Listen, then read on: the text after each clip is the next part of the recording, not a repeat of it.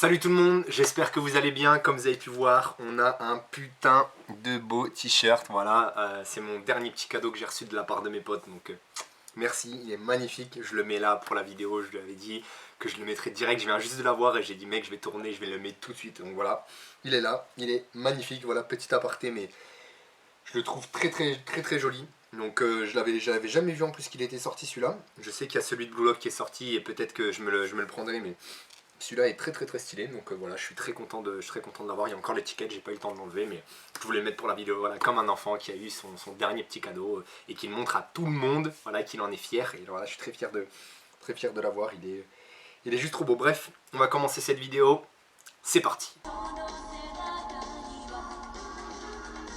Comme d'habitude, je fais le classement des meilleurs mangas, enfin des meilleures couvertures manga du mois de novembre. Il y a des bonnes petites pépites ce mois-ci, donc on va commencer tout de suite. Je rappelle que bien sûr, quand il y a une couverture d'un auteur qui refait un peu la même chose, les mêmes poses, les mêmes trucs, les machins, forcément ça m'intéresse moins. Donc pour ceux qui commencent, même si ça m'étonnerait que j'ai des nouveaux viewers, mais on ne sait jamais.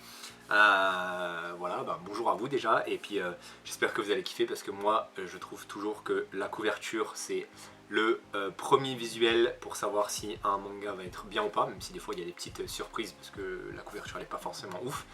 Mais voilà, bref, assez parlé, on va commencer avec le numéro 15.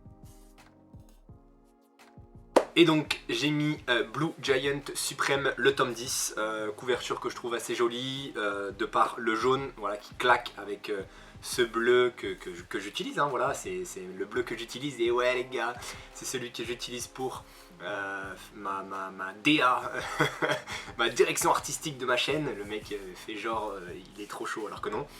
Enfin voilà, Blue Giant, déjà Blue Giant ça m'intéresse, mais Blue Giant Supreme ça m'intéresse encore plus. Franchement j'aimerais bien vraiment savoir si on arrive à distinguer les instruments, à distinguer justement les mélodies, les choses comme ça. Enfin bref, en tout cas ça m'intéresse beaucoup avec ce tome 10 qui est très beau. Ensuite, j'ai mis à la 14e place Sanctuary, le tome 2. Alors, il ressemble pas mal au tome 1, mais je sais pas pourquoi je préfère ce rouge là plutôt que le vert un peu canard qu'ils avaient mis pour le tome 1. Là, on a l'impression d'être dans un petit polar, une petite enquête vraiment beaucoup, avec les deux personnages principaux qui sont dans des poses qui me font bien kiffer, avec justement la ville en fond en dessous d'eux. Voilà, j'aime tout, j'aime vraiment tout. C'est juste que bon, il y a des meilleures couvertures, mais je la trouve vraiment très jolie et elle fait vraiment bien le travail, dans le sens où là j'ai envie d'aller acheter, j'ai envie d'aller acheter direct. Bon, je reviens déjà de chez mon libraire, mais voilà, j'ai envie d'acheter Sanctuary parce que ça m'intéresse énormément, déjà le synopsis, mais aussi la couverture. Alors j'avais dit que je n'allais plus mettre de couverture de ce manga, mais en fait la couverture du tome 7 de Parasite Reversi, je la trouve très classe. Un mix entre dessin et photo, hein, j'ai l'impression. Voilà, avec bien sûr tous ces petits parasites qui prennent possession du corps de l'être humain et qui en fait un peu ce qu'il veut. Voilà, là on a ces genres de cheveux, je sais pas, lames d'acier, j'en sais rien. Mais voilà, très classe, j'aime vraiment bien. Et là pour le coup ça me donne envie de me mettre à Parasite Reversi comparé aux 2-3 premiers tomes où je trouvais que la couverture elle était un peu flinguée. Mais voilà, très stylé. Si vous lisez, en tout cas dites-moi si ça vous plaît. Mais j'aime bien ces nuances de... Enfin déjà le fond blanc, j'aime trop, je sais pas pourquoi, j'aime trop le fond blanc. Mais je trouve que ça fait bien ressortir tout le reste. Et justement les petits effets de rouge, etc. Et j'aime bien quand il y a un titre en fond japonais, aussi en écriture japonaise. Franchement, beau travail, beau travail. Je pense que celui-là, personne l'a vu venir, mais j'ai mis le tome 15 de Satan 666. Voilà, en numéro 13, c'est ça, on est déjà au numéro 13. Et, non, on est numéro 12, pardon, numéro 12. Voilà, que je trouve très classe. Alors il y a pas mal de couvertures qui sont bien, mais là pour le coup c'est celle que je préfère, surtout avec la main et les 3 boules que le gars, enfin les 4 boules peut-être même que le gars tient dans sa main, je trouve que ça fait très classe. Limite s'il avait été solo comme ça aurait fait encore plus son effet, mais j'aime bien le monstre à l'arrière avec son œil au milieu. Et je trouve que les deux personnages sont super intéressants, un chara design de malade, j'aime vraiment bien. Donc voilà, et puis j'aime bien, enfin juste le bandeau Satan 666 est vraiment énorme. Ça c'est un peu dommage, ils auraient dû peut-être le faire un peu plus petit, Kurokawa. Mais voilà, dites-moi pareil si vous lisez Satan 666 qui est fait par le frère du créateur de Naruto, hein, c'est son frère. Voilà, on ressent même, on dirait même qu'il y a un petit Minato mais brun sur le côté droit, c'est assez marrant, mais très classe la couverture. En numéro 11, alors c'est un petit peu particulier parce que je triche, vu que c'est un coffret, j'ai mis la photo ou le dessin de couverture du coffret Prestige de Chainsaw Man, voilà. Bon là j'ai eu que cette photo là, il n'y en avait pas d'autres, mais franchement le dessin est très cool avec Denji et Makima qui se serrent dans les bras. Très classe, belle couleur, noir, bleu, rouge, il y a tout. Voilà, le sang est en bleu. Franchement, ça donne juste envie d'avoir le coffret. Très classe. Après, les mecs ils sortent un coffret, ils disent qu'ils changent chez Crunchyroll. Au final, là, on voit que c'est écrit casé, c'est n'importe quoi chez eux. Bref, on passe, mais c'est juste très beau. À la 10e place, et on entre bien sûr dans le top 10 avec Insomniac, le tome 7, j'adore toujours les couvertures d'Insomniac, je les trouve très jolies. Elles sont un peu style féerique, elles nous transportent, on a l'impression dans un autre monde, un monde un peu plus doux, un peu plus calme, où il y a des belles lumières. En plus c'est la nuit, moi j'aime bien la nuit, je suis plus team nuit que team jour, voilà, dites-moi ce que vous en pensez, je lance un petit débat comme ça, tranquillement. Mais très joli, en plus là c'est la couverture Jap, ça fait encore plus son petit effet. Et voilà, j'ai envie de dire Insomniac, personne n'en parle en plus de ce manga là, donc je sais pas ce que ça vaut. Pareil, je vais faire que répéter ça aujourd'hui, c'est ma petite mimique du jour.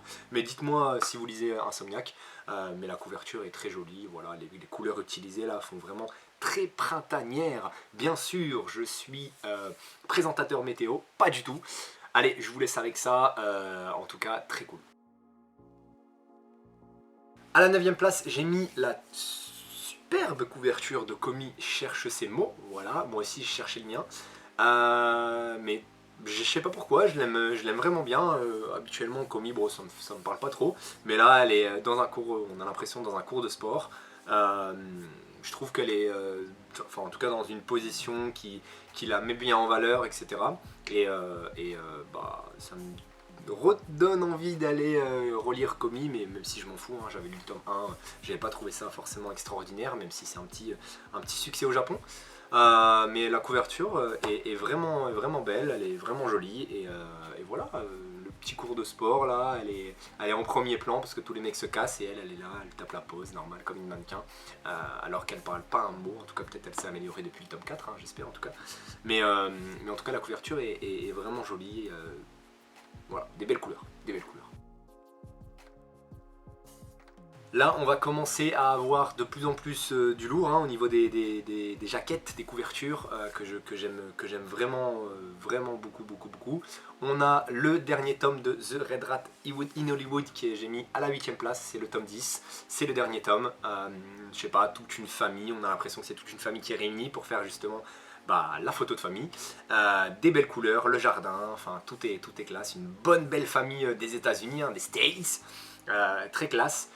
Voilà, j'ai rien d'autre à rajouter, j'ai juste envie limite de me poser sur le banc comme ça et de me mettre sur la photo comme ça, comme un vieux gars de merde, voilà, juste pour niquer en fait la photo alors qu'ils ont l'air si sérieux dessus.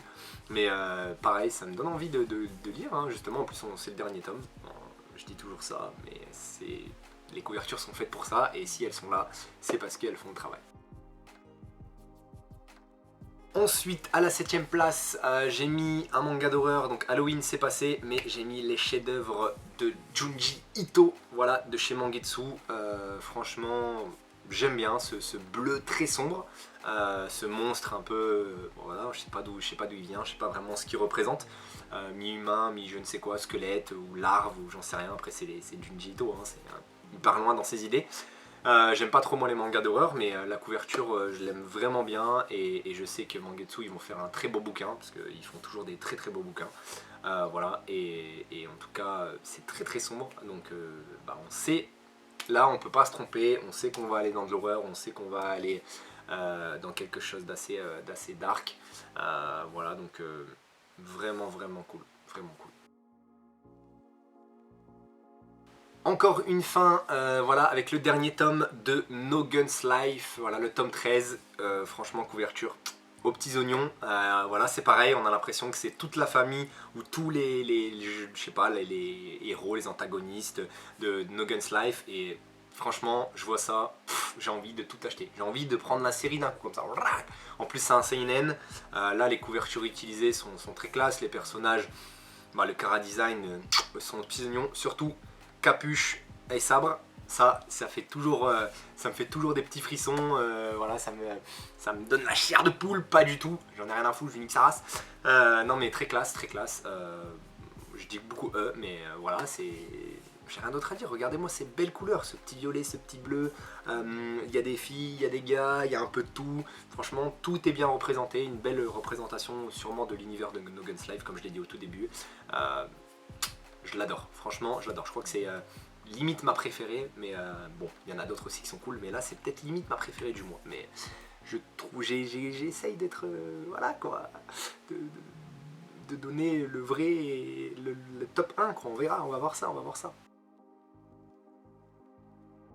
J'avais dit que cette œuvre allait faire des très belles couvertures, là ça termine malheureusement en numéro 5, mais c'est quand même dans le top 5, voilà le 5e tome de Sakamoto Days, il y a beaucoup de 5 avec cette couverture, mais regardez-moi ça, en plus elle, son arme dedans, elle est magnifique, elle est trop bien trouvée.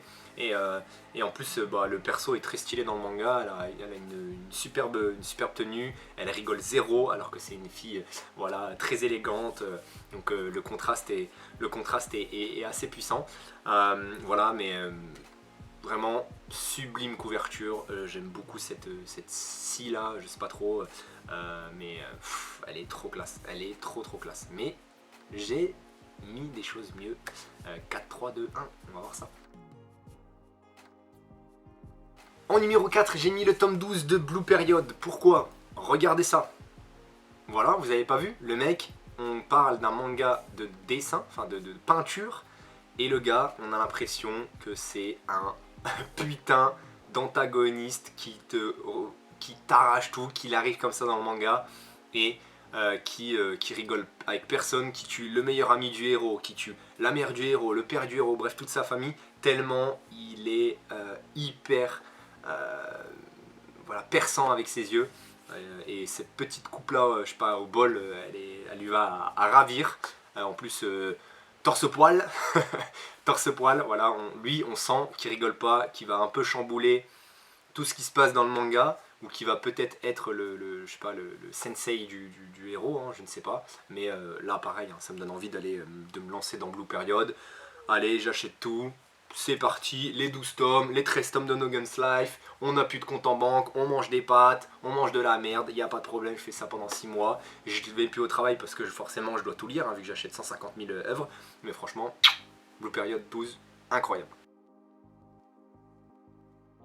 En numéro 3, j'ai mis le tome 5 de Lone Wolf and Cub, voilà, parce que j'adore ce rose. Voilà, ce rose, pardon. Je viens du Nord, je suis un cassos.